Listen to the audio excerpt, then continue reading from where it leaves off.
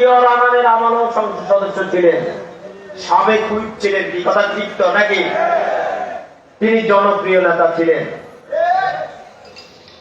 এই কক্সবাজারে ফ্যাসিবাদ হাসিনা সরকারের পতনের আন্দোলনে সেই চকরিয়া থেকে শুরু করে এই টেকনাফ পর্যন্ত যিনি আন্দোলনের নেতৃত্ব দিয়েছেন, তিনি আজকের এই সবার উদ্বোধক।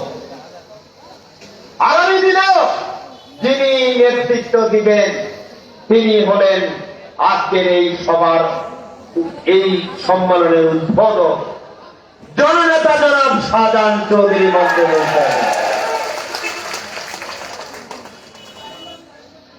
আমাদের প্রধান বক্তা একটু আগে অত্যন্ত গঠনমূলক বক্তব্য দিয়েছেন, অতি চমৎকার বক্তব্য দিয়েছেন।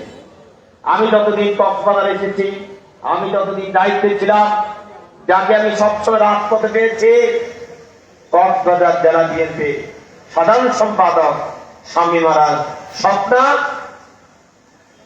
আজকের সবার প্রধান বক্তা। এখানে উপস্থিত আছেন সিনিয়র সহসভাপতি এপিএম নুরুল বশর চৌধুরী সহ এখানে বিএনপির আমাদের জেলার নেতৃবৃন্দ আছেন, অঙ্গ এবং সহযোগী সংগঠনের নেতৃবৃন্দ আছেন। আরেকজনের কথা না বললে যে নয়, যিনি আমার পাশে উপস্থিত আছেন, তিনি তো ভাইস চেয়ারম্যান ছিলেন। কি কথা ঠিক তো?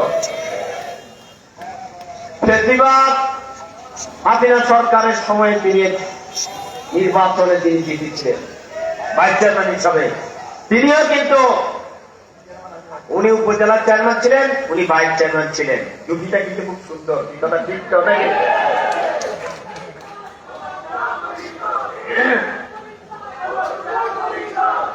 তিনিও কিন্তু ফ্যাসিবাদ হাসিনা সরকারের পতনের লক্ষ্যে আন্দোলনের নেতৃত্ব দিয়েছেন, রাজপথে এই রাজপথে নেতৃত্ব দিয়েছেন।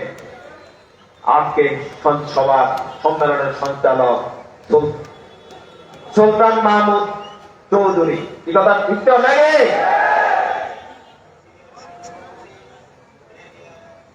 আর যারা এখানে উপস্থিত হয়েছেন, এত বৃষ্টি আমি বারবার দেখতে পাচ্ছি। আমি এইখানে আসার পরে বারবার কিছুক্ষণ পর পরে বৃষ্টি হচ্ছে, তুমুল বৃষ্টি। এই বৃষ্টির মধ্যেও মুষলধারে বৃষ্টি।